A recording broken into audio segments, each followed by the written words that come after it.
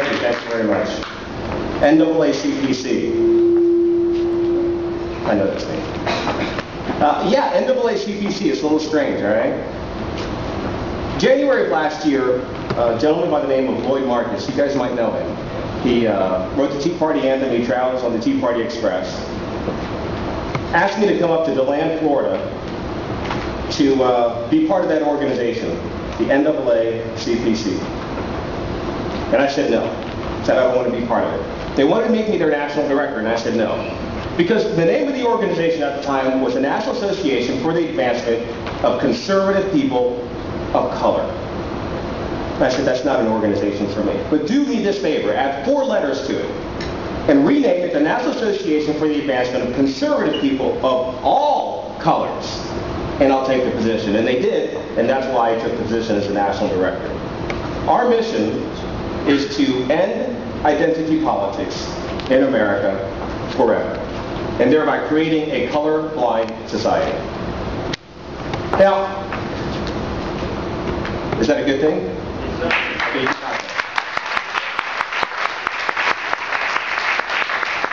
and this is going to be an interactive presentation. I'm going to ask questions. I'm going to ask you to raise your hand. You're going to participate in this. Do you guys know that the Department of Education for the state of Florida wants to start American history, the emphasis on American history, from 1865 forward? Yeah. There's two. It's unbelievable, right? Doesn't make any sense. Well, today I'm going to share with you maybe some of the reasons why they don't want to talk about pre-1865. And obviously it has to do with the Declaration of Independence and the Constitution. But how did I get onto this speaking tour? How did I get this information? I've been doing this for almost 2 years now. Now, if you guys remember Joe Wilson at the joint session of Congress, said, "You lie." You guys remember that, right? Yeah. Well, immediately I thought to myself, the next day they're going to call him a racist. Not only are they going to call him a racist, they're going to call every single Republican a racist because he said, "You lie." He had, by the way, "You lie" doesn't have any, it's not bigoted or racist at all, right? There's nothing racist about saying "you lie." But merely because the president is considered a person of color, you can't criticize him. Obviously, to me, that makes no sense whatsoever. But it makes sense to them. It's a model they're trying to perpetuate. You see, there's 2 different ways you can bring about socialism in the United States of America. The first way they try to do it is through class envy or class warfare. Remember on the campaign trail, President Obama said to Joe the plumber, "We need to spread the wealth." And immediately we thought to ourselves, and most of us who heard that said, "Wow, that sounds like a socialist statement." He actually said, "Spread the wealth." But still the media played it down and he was elected nonetheless. The problem with class warfare in the United States of America is that today you can be dirt poor, tomorrow you can create the best widget in the world, and the next day you're on your way to being prosperous. That's what's great about the United States of America. That's why people come from all over the world, because you can reach the levels of prosperity here that cannot be reached in other parts of the world. So it's difficult to promote that model. Too many millionaires created, on a regular basis here in America. The second way they try to do it is through racial divide. Is by dividing us into different groups of races, agitating those groups, and then telling them that the only way you can find redress is through the government, in the form of entitlements. And so the entitlements grow, and they grow, and they grow. And eventually, what will happen? The government will topple. There's not enough money. We should not be divided into different groups of people, different races, in my opinion. There's only one culture. It's American culture. And that's how it should be. We should all just be merely Americans and not different kinds of Americans. I am not an African American. I am merely an American.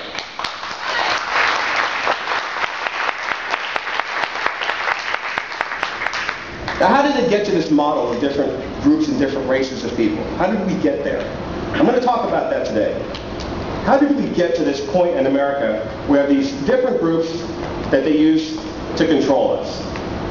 Well, you got to go all the way back to the 1600s. This presentation comes from about 8 years of research that I've done. It turned into about a 3-hour seminar. I used to give this presentation. It used to be I went to the Taylor Tea Party. I gave it. I was there for a few hours, actually, probably 2.5 hours, with the Bob Root's group up there. And I squeezed it down to an hour. It's jam-packed with information. And like I said, and by the way, if you haven't seen my book is called Stolen History.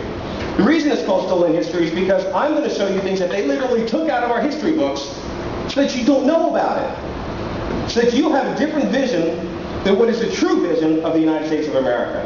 People say that what we're doing here is nonpartisan. Do you know what's nonpartisan? The truth. Right. The truth is nonpartisan. By the way, I was banned from the Catholic Archdiocese of Cincinnati from giving this presentation because I was sharing the truth and they considered it partisan. So let's get started. Like I said, I'm going to ask you guys questions, so be ready to raise your hand and say stuff. All right. This is from the presentation, Uniting America. That's what we call it now. I used to call it Stolen History. I've realized that every person of color who heard this presentation understood what I understand now. See, I used to be a liberal Democrat. Now I'm a conservative Republican. The reason is because of this information. Today, like I said, I'm going to be scratching the surface. I'm going to go really fast. And if you don't take everything in, you're just going to have to invite me back, all right? I begin with this. I call it a freedom scale or a control scale. That's all government is about. That's it. That's all. It doesn't matter. Republican, Democrats, conservative, liberal, it doesn't matter. Everything is about control and freedom. Tyranny and anarchy. Tyranny and freedom. That's all it's about. That X right there is my X. I'm right of center. I like a little bit of regulation to help protect my life, liberty, and pursuit of happiness. Other than that, I don't need the government to get involved in my life. That's it. You guys need to figure out where your X is, where you feel, where you stand. And as I go through this presentation, try to put the people and organizations somewhere on that scale. And if they line up with you, that's who you should be aligned with. And if they don't, then you should be hanging out with those people. I begin the story with a story about a man by the name of John Caesar. John Caesar was an indentured servant who lived in the mid-1600s. He worked for a man by the name of Anthony Johnson. Indentured servitude means you work for about 3 to 7 years under contract. After your service, you get a piece of land, you might get a horse, and you go work your own land. Well, John Caesar didn't like working for Anthony Johnson, so he left in the middle of that contract. Just walked off and left. Anthony Johnson, of course, this is in Virginia, Anthony Johnson said, you can't do that, so he sued him.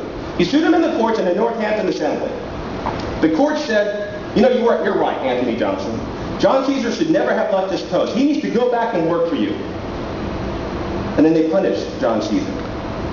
They said he has to go back and work for you for the rest of his life. And they made a slave out of him. Anthony Johnson became the first official slave owner in Virginia and the first official slave owner in the books in North America. Would you guys like to meet him?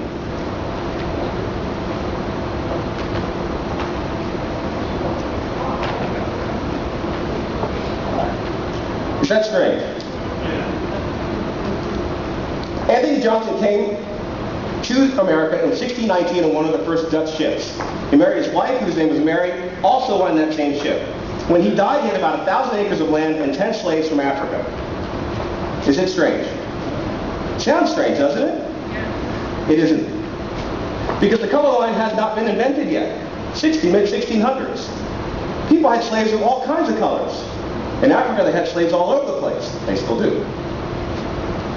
And so in the Americas, when he came over, he was an indentured servant. Worked his time, got his land, became rich enough. Eventually, he had 10 slaves. But things eventually changed. The color line was invented. And we're going to talk about that in a second. Now, also in the mid-1600s, this is Lord Oliver Cromwell, the first Lord and Protectorate of the English Commonwealth. In the mid-1600s also, he was tasked to go and quell a rebellion in Ireland. Why? Because Irish were always rebelling against who they considered to be their oppressors. Because of religious reasons, Catholics and the Protestants. And every couple generations, the British would have to go in there and just slap them down, right? Oliver Cromwell, according to them and according to him, did a fantastic job at it. They say he killed anywhere from 300,000 to 600,000 Irish. Home ownership for the Catholics went down from 60% to 8%. And what do you get when you fight a war and you win a war? What do you get? The spoils. What kind of spoils do you get? Land? Property? People. You get people. And so did they. And approximately anywhere from 50,000 to 100,000 Irish slaves were exported out of Ireland into the West Indies, Montserrat and Barbados, and into the colony of Virginia. So now you have Irish slaves, European servants, African slaves, and African servants, all in the same area together. No color line, no restrictions. They're all the same class of people. So they work together. They play together. Maybe they do other things together. Just maybe. And the word mulatto comes out into society. Mulatto, the mixing of the black and white. You get the word mulatto that comes out. It's an important word. We'll talk about it in a second. But there was no restriction, so they mixed freely. Had no problems with each other. Because they were the same class of people. Who here likes their Second Amendment? Raise your hand. Okay, somebody tell me why you like your Second Amendment rights. Joe. Because it keeps us free. Nobody can just come in and take over. Nobody can come in and take over, and it keeps us free. Originally, obviously, the Second Amendment was to protect you as a person, and if you need to, form a militia to protect your community. Now we have it because we want to make sure that we don't want a tyrannical government to come and control us. This is a law that was passed in 1639 in Virginia. All persons except Negroes to be provided with arms and ammunition or be fined at the pleasure of the governor and council. This is one of the first gun control laws, maybe even the first, that was ever passed. One sector of society gets guns, the other sector of society does not get anything. What do you think happens? Who has the power? Those with the guns, right? So what do you think they do with the people that don't have guns? Eventually they rule over them. That's what gun control is all about, ladies and gentlemen. That's all it's about. It's about power and control. It's always about control.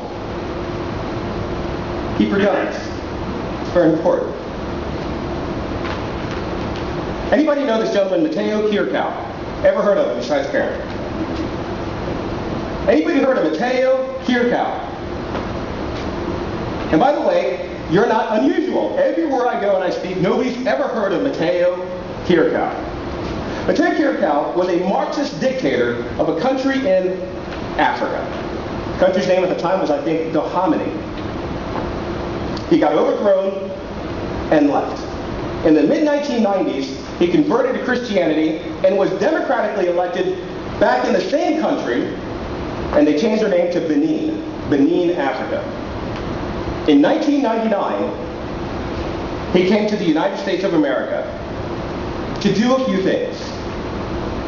Now, as a Christian, he came to the United States and said, as the president, I come here to apologize, to ask forgiveness, and to seek reconciliation for our country's participation in the African slave trade. President in an African country. 3 million slaves left the ports in what is now Benin, Africa. And the president came here to apologize for their participation in the slave trade. And nobody heard about it. You think that might make a difference in race relations in America? Maybe. Just maybe. This is where Benin, Africa is.